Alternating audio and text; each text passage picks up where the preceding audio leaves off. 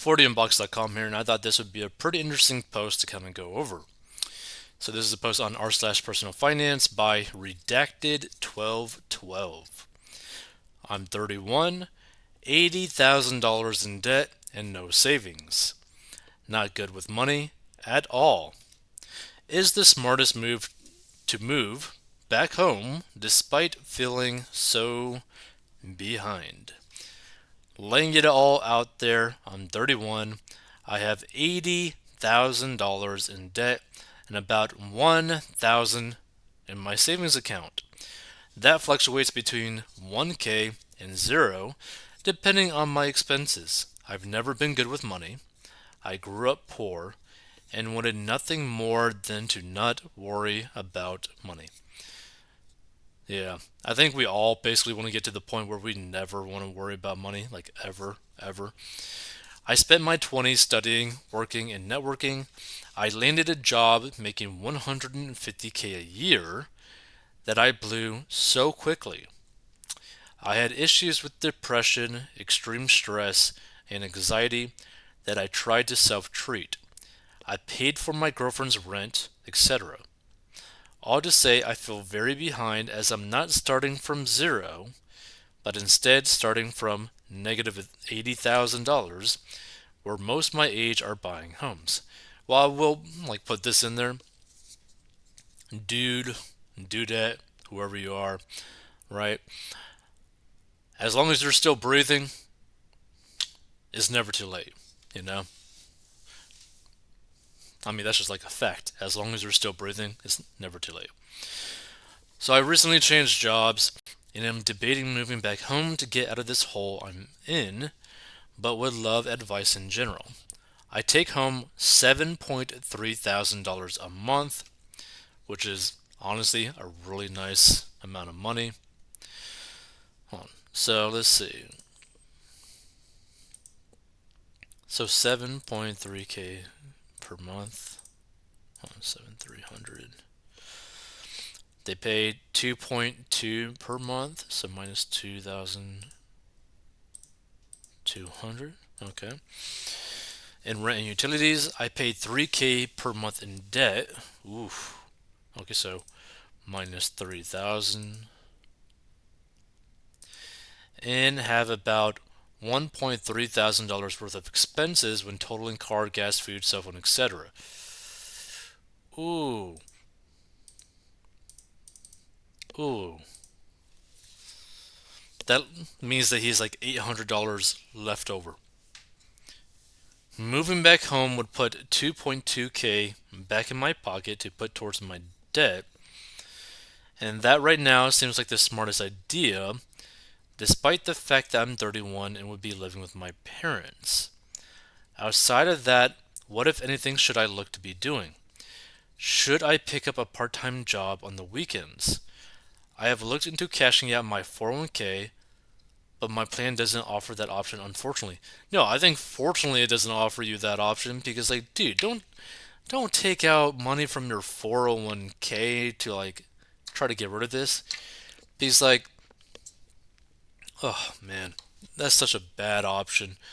Like, you put yourself so far behind if you were to take money out of like a retirement account to pay off your debt. Like, oof, Lord.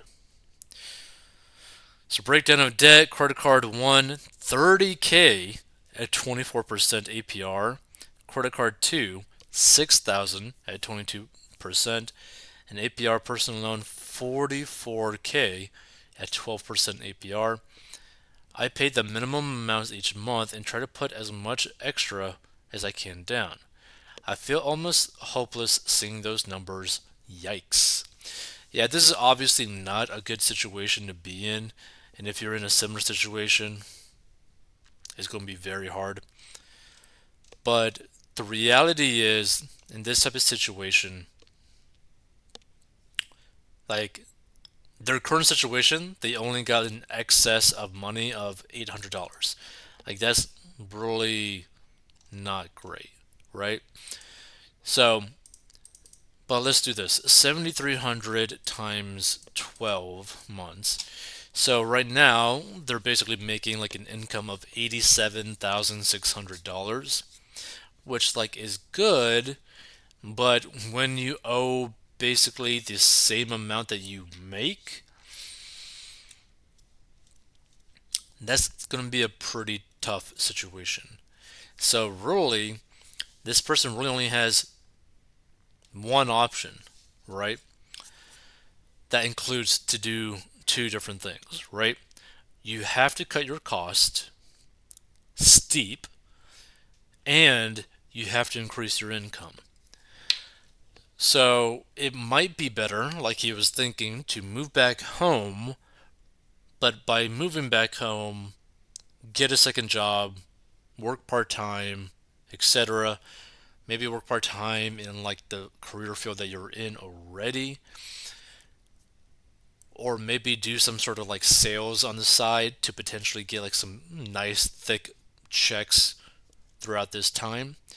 Because, for example, if this person were to bump their like income to like what they bring in to like about $120,000,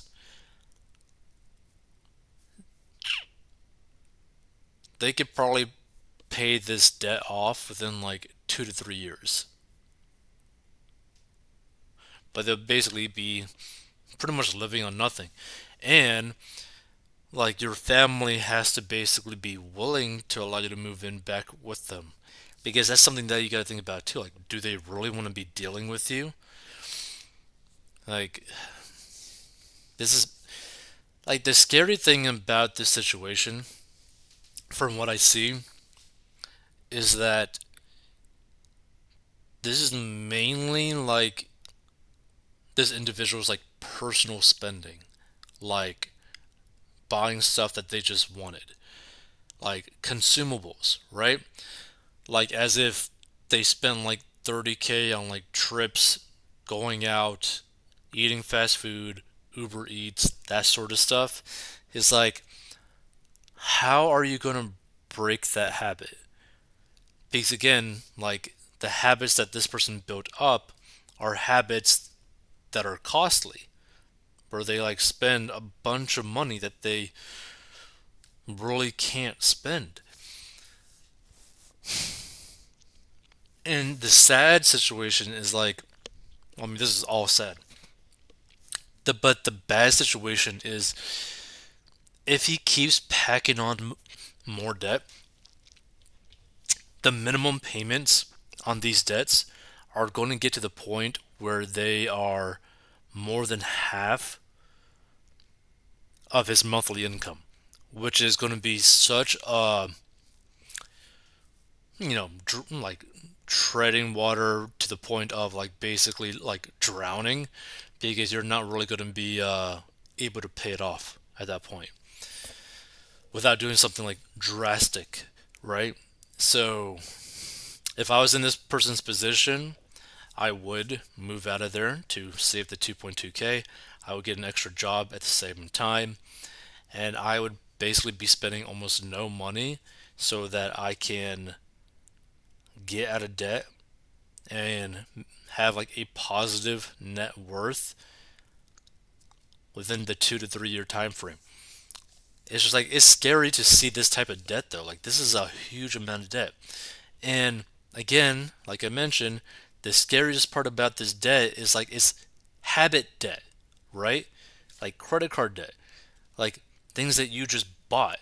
Like this isn't like a situation where you got like 80K of like student loans because you just made a bad dumb choice in terms of like the degree, the school you went to, that kind of stuff, right? It wasn't necessarily like an impulse thing, right? You were under the assumption that you were going to go to school, try to make more money, etc. Like it's a very different situation. This one is like, oh, nice hat. Oh, that hat costs like $2,000. I'll buy it.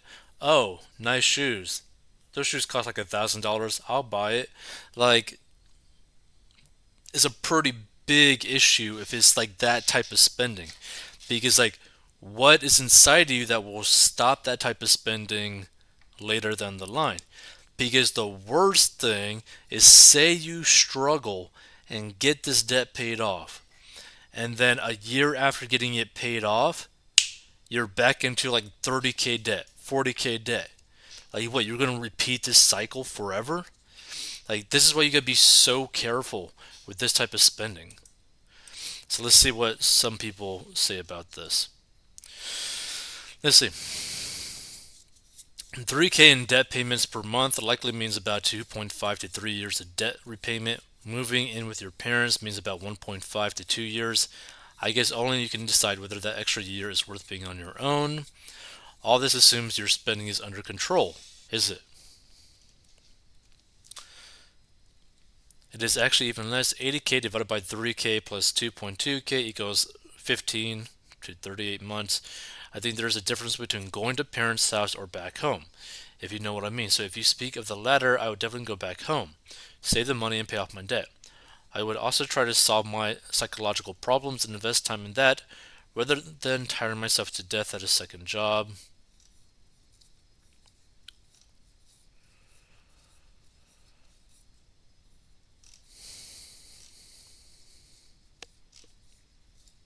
Yeah.